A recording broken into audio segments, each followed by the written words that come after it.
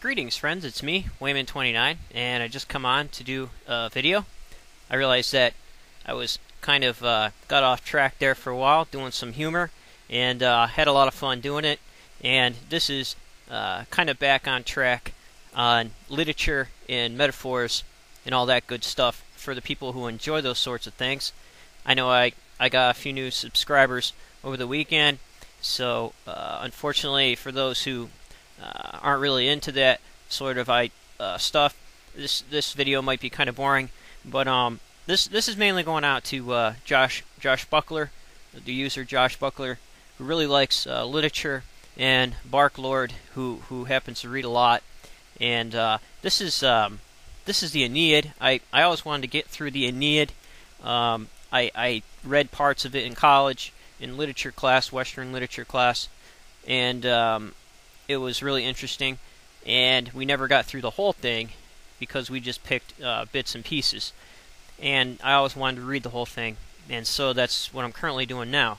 And Virgil was a genius. He never finished the whole thing, and he falls in the time period between 70 and 19 BC.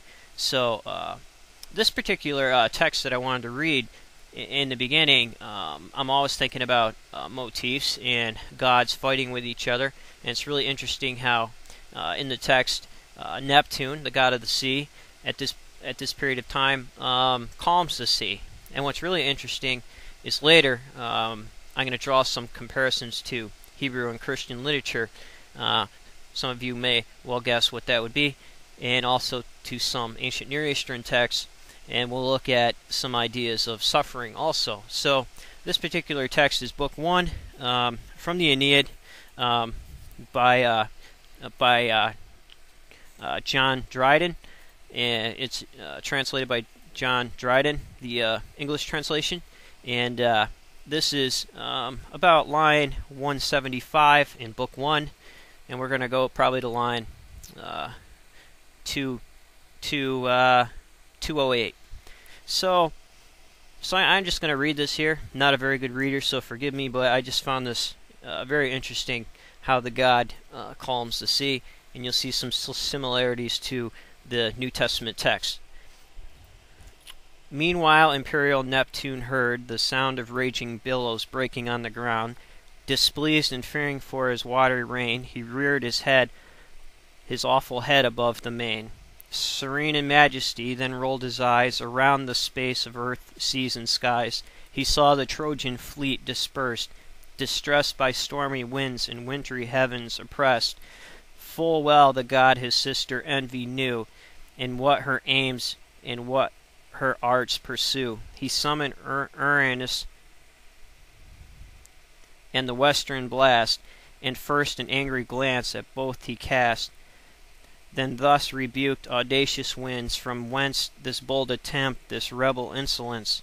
It is for you to revenge the seas and land, unauthorized by my supreme command, to raise such mountains on the troubled main, whom I but first 'tis fit the billows restrain, and then you shall be taught obedience to my reign. Hence to your lord my royal mandate bear, the realms of ocean and the fields of air are mine, not his, by fatal lot to me. The liquid empire fell, the trident of the sea. His power to hollow caverns is confined. There let him reign, a jailer of the wind. With hoarse commands his breathing subjects call, and boast and bluster in his empty hall. He spoke, and while he spoke he smoothed the sea, dispelled the darkness, and restored the day.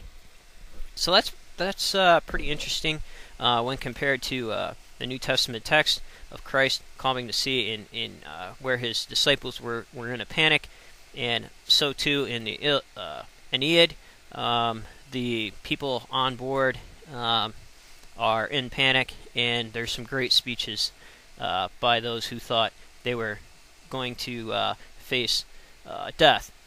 And so even though the Christian story of Christ performing the miracle of calming the sea is influenced possibly by Jonah, there also could be some retaliation to Roman ideas of Christ calming the sea. Also, another place where the sea battles were Babylonian, the story of Marduk and Tiamat in the Babylonian creation stories, and also in the Old Testament of Exodus. It's the Song of the Sea, where the holy war hymn of Yahweh slaying the sea and dividing the sea for the Hebrews. So that's pretty interesting. Also, in the Canaanite mythology, Baal fights the sea and subdues the sea and becomes king over the sea after he has the sea submit. Yam, the sea god. So that was pretty interesting. Also, there was a really beautiful start to this on suffering of men. I'm just going to read. This is probably about line 8 to line 18, so possibly around 10 verses here in book 1. And this goes, O Muse, the causes and crimes relate, what goddess was provoked and whence her fate. For what offense the Queen of Heaven began to persecute so brave, so just a man? Involved his anxious life in endless cares, exposed to wants and hurried to wars. Can heavenly minds such high resentment show, or exercise their spite in human woe? So, in Canaanite mythology, Curta was persecuted by Aeneid, the war goddess of the Canaanite pantheon, and because he failed to worship in her temple,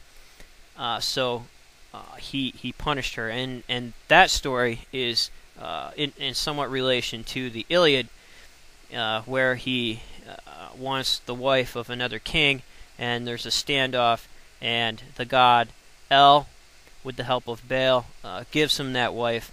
So that story there connects the Iliad into Hebrew literature, with Abraham and Sarah being taken by the Egyptian. So it's pretty interesting to see these relationships in literature. Also, too, what I just read on suffering could be also compared to the ancient Near East. Lamentation to Ishtar comes out of the ancient Near East, and obviously the text of Job could be put in there. So just something to think about.